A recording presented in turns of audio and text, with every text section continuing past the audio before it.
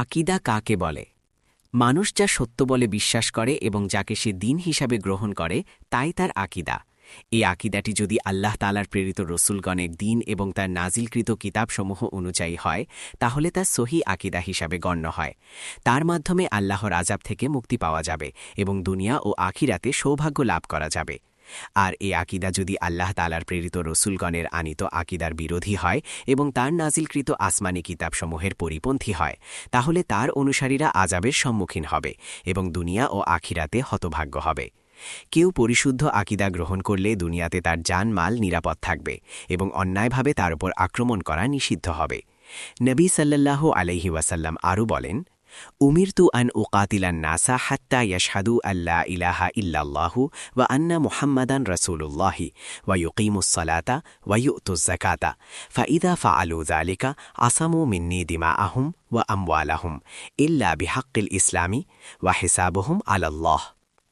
আমাকে মানুষের সাথে জিহাদ করার আদেশ দেয়া হয়েছে যতক্ষণ না তারা এই সাক্ষ্য দিবে যে আল্লাহ ছাড়া কোনো সত্য উপাস্য নেই এবং মুহাম্মদ সাল্লাল্লাহু আলাইহি ওয়াসাল্লাম আল্লাহর রসুল, এবং সালাত প্রতিষ্ঠা করবে ও যাকাত দিবে। যখন তারা এই কাজগুলো সম্পাদন করবে তখন তারা আমার হাত থেকে নিজেদের জান ও মাল নিরাপদ করে নিবে। রসুল সাল্লাল্লাহু আলাইহি ওয়াসাল্লাম বলেছেন, মান ক্বালা লা ইলাহা ইল্লাল্লাহু ওয়া কাফারা বিমা ইউ'বাদু মিন দুনিল্লাহি হারুমা মালুহু ওয়া দামুহু ওয়া হিসাবুহু আলাল্লাহ। যে ব্যক্তি লা ইলাহা ইল্লাল্লাহ বলবে এবং আল্লাহ ব্যতীত অন্যান্য বাতিল মাবুদের ইবাদতকে অস্বীকার করবে তার জানমাল মুসলিমদের নিকট সম্পূর্ণ নিরাপদ থাকবে এবং তার অন্তরে লুকায়িত বিষয়ের হিসাব আল্লাহর উপরই ন্যস্ত হবে। এই পরিশুদ্ধ আকিদায় কিয়ামতের দিন বান্দাকে আল্লাহর আযাব থেকে বাঁচাবে। মুসলিম শরীফে জাবের রাদিয়াল্লাহু আনহু থেকে মারফু সূত্রে বর্ণিত হয়েছে যে নবী সাল্লাল্লাহু আলাইহি ওয়াসাল্লাম বলেছেন, মান লাকিয়াল্লাহা লা ইউশরিকু বিহি শাইআন দাখালাল জান্নাতা ওয়া মান লাকিয়াহু ইউশরিকু বিহি শাইআন দাখালান নার। যে ব্যক্তি আল্লাহর সাথে কাউকে শরিক না করে মৃত্যুবরণ করবে সে জান্নাতে প্রবেশ করবে, আর যে ব্যক্তি তার সাথে কাউকে শরিক করে মৃত্যুবরণ করবে সে জাহান্নামে প্রবেশ করবে। ইমাম বুখারী ও মুসলিম সাহাবী ইতবান রাদিয়াল্লাহু আনহু থেকে বর্ণনা করেছেন যে নবী সাল্লাল্লাহু আলাইহি ওয়াসাল্লাম বলেছেন, ফাইন্নাল্লাহা হাররামা আলান নারি মান ক্বালা লা ইলাহা ইল্লাল্লাহু ইয়াবতাগি বিযালিকা ওয়াজহাল্লাহ। আল্লাহ তাআলা এমন ব্যক্তির উপর জাহান্নামের আগুন হারাম করে দিয়েছেন যে আল্লাহর সন্তুষ্টি লাভের উদ্দেশ্যে লা ইলাহা ইল্লাল্লাহ বলেছে। পরিশুদ্ধ আকিদার মাধ্যমে আল্লাহ তাআলা মানুষের সমস্ত গুনাহ মোচন করে দেন। ইমাম তিরমিজি আনাস রাদিয়াল্লাহু আনহু থেকে বর্ণনা করেন যে আমি রাসূল সাল্লাল্লাহু আলাইহি ওয়াসাল্লামকে বলতে শুনেছি, তিনি বলেন, আল্লাহ তাআলা হাদিসে কুদসিতে বলেছেন, ইয়া ইবনে আদম ইন্নাকা লাউ আতাইতানি বিকুরাবিল আরদি খাতায়া থুম্মা লাকীতানি লা তুশরিকু বি শাইআন লাআতাইতুকা বিকুরাবিহা মাগফিরাতান। হে বানি আদম, তুমি যদি জমিন পরিপূর্ণ গুনাহ নিয়ে আমার কাছে আগমন করো এবং আমার সাথে অন্য কিছুকে শরিক না করে মিলিত হও তাহলে জমিন পরিপূর্ণ ক্ষমাসহ আমি তোমার সাথে সাক্ষাৎ করব। হাদিসের শব্দ কোরাবিহা অর্থ হল মিল ওহা, অর্থাৎ জমিন ভর্তি বা তার কাছাকাছি। সুতরাং আল্লাহ তাআলার ক্ষমা পাওয়ার শর্ত হল শিরকমুক্ত পরিশুদ্ধ আকিদা থাকা চাই শিরকের পরিমাণ বেশি হোক বা কম হোক, ছোট শিরক হোক বা বড় শিরক হোক। যার আকিদা শিরকমুক্ত হবে সেই মুক্ত ও পরিশুদ্ধ অন্তরের মালিক বলে গণ্য হবে। এই শ্রেণীর লোকের ব্যাপারে আল্লাহ তাআলা বলেন, ইয়াউমা লা ইয়ানফাউ মালুন ওয়ালা বানুন ইল্লা মান আতাল্লাহা বিকলবিন সালিম। সেদিন ধন সম্পদ ও সন্তান সন্ততি কোনো উপকারে আসবে না, কিন্তু যে পরিশুদ্ধ অন্তর নিয়ে আল্লাহর কাছে আসবে। সূরা শুআরা আয়াত ৮৮-৮৯।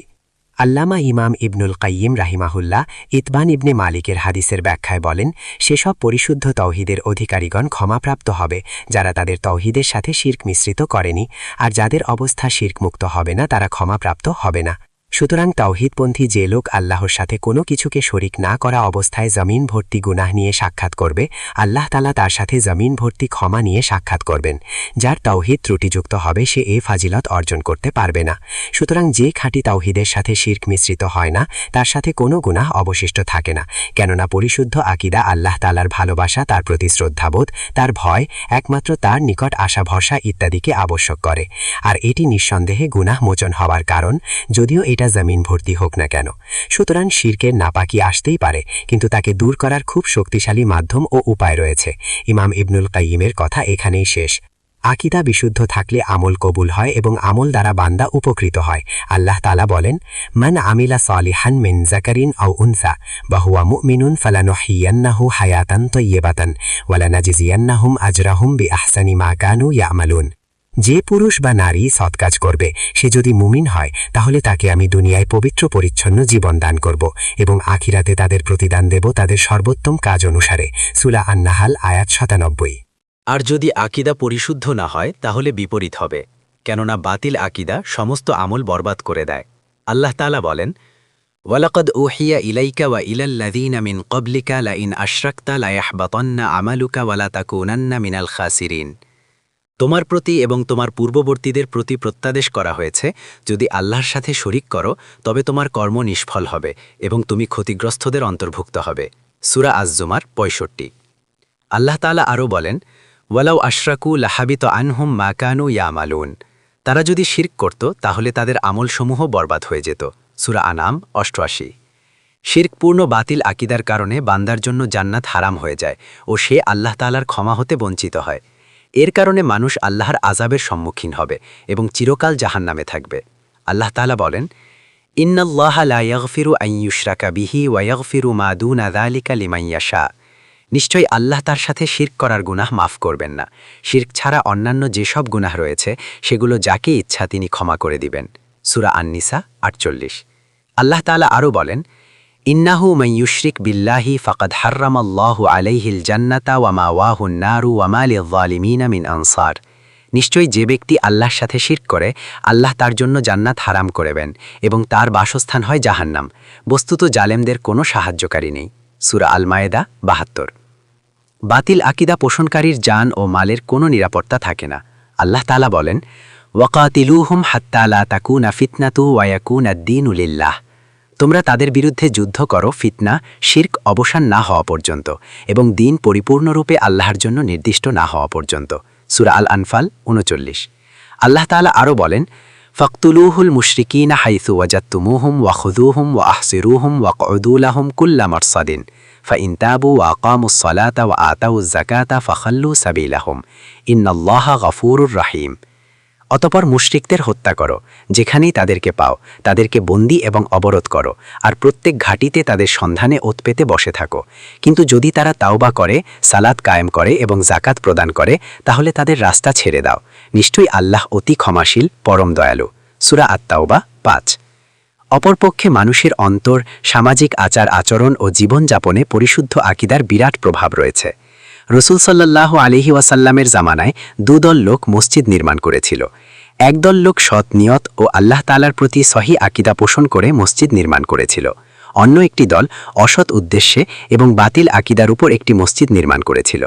অতঃপর আল্লাহ তাআলা তার নবীকে ওই মসজিদে সালাত আদায় করার আদেশ করলেন, যা তাকওয়া এবং পরিশুদ্ধ ঈমানের উপর প্রতিষ্ঠিত হয়েছে। আর যে মসজিদ কুফরি করার জন্য এবং অসৎ উদ্দেশ্যে নির্মিত হয়েছে তাতে তিনি তার নবীকে সালাতের জন্য দাঁড়াতে নিষেধ করেছেন। আল্লাহ তাআলা বলেন, ওয়াল্লাযীনা ইত্তাখাযু মাসজিদান দিরালাম ওয়া কুফরান ওয়া তাফরীকাম বাইনাল মুমিনিনা ওয়া ইরসাদান লিমান হারাবাল্লাহা ওয়া রাসূলাহু মিন ক্বাবল ওয়ালা ইয়াহলিফুন্না ইন আরাদনা ইল্লাল হুসনা ওয়াল্লাহু ইয়াশহাদু ইন্নাহুম লাকাযিবুন লা তাকুম ফীহি আবাদা লামাসজিদুন উসসিসা আলাত তাকওয়া মিন আউওয়ালি ইয়াউমিন আহাক্কু আন তাকুমা ফীহি فيه رجال يحبون أن يتطهروا والله يحب المطهرين فمن أسس بنيانه على تقوى من الله ورضوان خير أم من أسس بنيانه على شفا جرف نهار فانهار به في نار جهنم والله لا يهدي القوم الظالمين। যারা সত্যের দাওয়াতকে ক্ষতিগ্রস্ত করার উদ্দেশ্যে কুফরি করার জন্য মুমিনদের মধ্যে বিভেদ সৃষ্টি করার লক্ষ্যে এবং ওই ব্যক্তির জন্য গোপন ঘাঁটি বানাবার উদ্দেশ্যে একটি মসজিদ নির্মাণ করেছে, যে ইতিপূর্বে আল্লাহ ও তার রসুলের বিরুদ্ধে যুদ্ধ করেছে, তারা অবশ্যই কসম খেয়ে বলবে, ভালো ছাড়া আর কোনো ইচ্ছাই আমাদের ছিল না। কিন্তু আল্লাহ সাক্ষ্য দিচ্ছেন যে তারা একেবারেই মিথ্যাবাদী। তুমি কখনো সেখানে দাঁড়াবে না। তবে যে মসজিদের ভিত্তি স্থাপন করা হয়েছে তাকওয়ার উপর, প্রথম দিন থেকেই সেটিই তোমার দাঁড়াবার যোগ্য স্থান। সেখানে রয়েছে এমন লোক যারা পবিত্রতা অর্জন করাকে ভালোবাসে, আর আল্লাহ পবিত্র লোকদের ভালোবাসেন।